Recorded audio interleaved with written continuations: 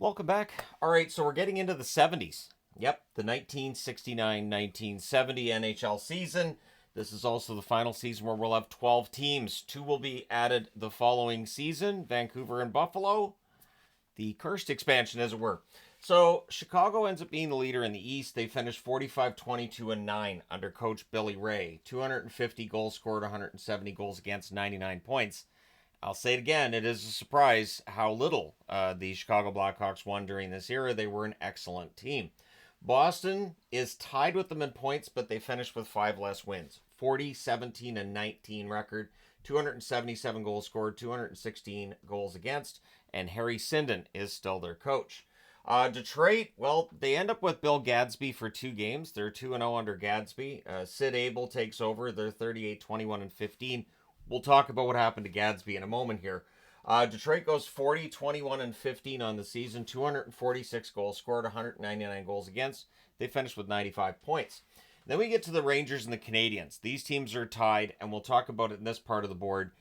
Both of them finished with records of 38-22-16. The Rangers finished with 246 goals. Montreal finishes with 244, and that's why they made the playoffs. Goals for were the difference. The Rangers, 189 goals against. Montreal, 201 goals against. Again, both teams with 92 points. Emile Francis, the coach with the New York Rangers. Claude Ruel has taken over as coach of the Montreal Canadiens. Toronto finishes last in the division, though they would have been second in the West. 29-34-13 record under coach John McClellan. 71 points, 222 goals scored, 242 goals against. So for Toronto, they're scoring goals. They're allowing too many. Out west, it is St. Louis that runs this division yet again. They finished 37-27-12, 224 goals scored, 179 goals against, 86 points. Scotty Bowman, the coach of the St. Louis Blues, still. Red Kelly's the coach for a second-place Pittsburgh team that finishes with a record of 26-38-12, 64 points, 182 goals scored, 238 goals against.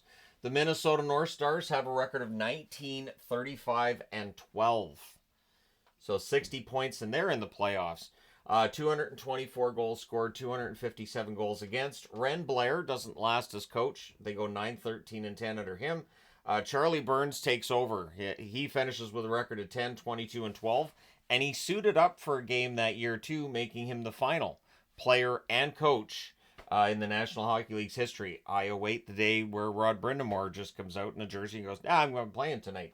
The Oakland Seals, 22-40-14 record, the second and final time that the Seals would make the playoffs. 58 points under coach Fred Glover. 169 goals scored, 243 goals against. So they were 23 points behind Toronto. They were way behind the Montreal Canadiens, and yet they made the playoffs. Montreal would have won the West. They missed the playoffs in the East. I think if that happened now, people would have an opinion. Vic Stasiak's the coach for a Philadelphia Flyers team that misses the playoffs. They finish also with 58 points, but their record 17-25-24. 17-35-24, I should say. 197 goals scored, 225 goals against. The LA Kings, 14-52-10 record, so miserable season for the Kings.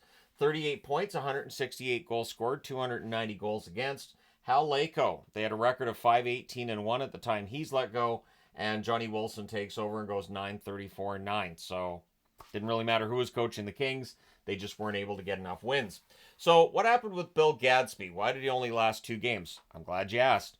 Owner Bruce Norris, I believe son of James Norris, the owner and all that, he puts a phone at the bench that's connected directly to him and his seat in the Olympia. And Bill Gadsby sees this and says no. And he orders its removal. And he would be fired pretty quickly after that. Yeah, I can't imagine that now. An owner saying, I'd like to have a phone at the bench that's directly connected to me so I can call the coach and yell at him whenever I feel like it. So I feel bad for Sid Abel going back in there and taking over. Sid Abel had been the coach before, of course. But yeah, that had to be frustrating. Bobby Orr is the first and to this date only defenseman in National Hockey League history to win a scoring title. Absolutely amazing run by Bobby Orr. He's also the only player to date who's won 4 individual awards in the same season. So Bobby Orr, when you hear about why he's considered the best of all time, it is seasons like this which make that happen. The goals scored decided the final spot in the East, as I said. The Habs were down 5-2 with 9:16 left. And they already knew that the Rangers had beaten the Red Wings 9-5, which Yvon Cornwallier was not happy about. He basically said they didn't have any pride because Detroit just gets lit up. Detroit didn't care. They'd already cinched their playoff spot, so they didn't care what the Rangers did. And so the Rangers win that game 9-5, which leaves Montreal needing a bunch of goals. So with 9:16 left in their final game, they pull the goalie. Instead of scoring a goal or two or three, and they needed three, they allow 5 empty netters. So that 201 goals against should probably be 5 less than that. But for Montreal, very frustrating result that they missed the playoffs. And as I said, Yvon Cornwallier had some opinions. I'm sure there were a lot of people who had opinions back then that they missed the playoffs with 92 points, a better record than everybody in the Western Division. So June 6th of 1969, before this season gets started, Montreal acquires Pete Mahovlich from the Wings for Gary Monahan, who was, of course, the first ever number 1 draft pick in NHL history. June 11th of 1969, in the intra-league draft, so again, it's sort of like what we have with waivers now, the Blackhawks pick up Tony Esposito from Montreal. Montreal's got plenty of goalies. They don't need Tony Esposito. Chicago says thank you for that. February 27th of 1970, the Montreal Canadiens sell goaltender Gump Worsley to the Minnesota North Stars. Again, North Stars say thanks. March 29th of 1970, that same rookie goaltender Tony Esposito records his 15th shutout for Chicago. That is a rookie record. No one is ever getting 15 shutouts in a season. I don't think we're ever going to see 15 shutouts in a season by any goaltender, but a rookie, yeah, it's not going to happen. So after that, Orr breaks the defenseman assist record, and he breaks the playoff points record during the playoffs as well. So Bobby Orr, absolutely amazing season, resetting all the record books for defensemen, and just basically you could just call them the Bobby Orr records rather than the defenseman records. January 3rd of 1970, Gordie Howe and George Armstrong of the Red Wings and the Maple Leafs, respectively, are the first players to appear in 4 different decades. So 40s, 50s, 60s, 70s. Gordie Howe would then appear in the 80s, and Gordie Howe would try to make a comeback in the 90s and find an NHL team that would be interested in bringing him in. It didn't happen. He ended up playing in the International League to get that 6th decade. But, yeah, it is quite the record to play in that many different decades as a player. April 12th of 1970, the Pittsburgh Penguins, who finished here, they become the first team in NHL history to win their first 4 playoff games. So it's not a great record for the West overall, but they're setting some records, so that's something. And so the trophies, almost all of them go to Bobby Orr, so why should I split them up? The Hart, the Norris, the Art Ross, the Conn Smythe, all go to Bobby Orr that year. Absolutely ridiculous. Absolutely ridiculous.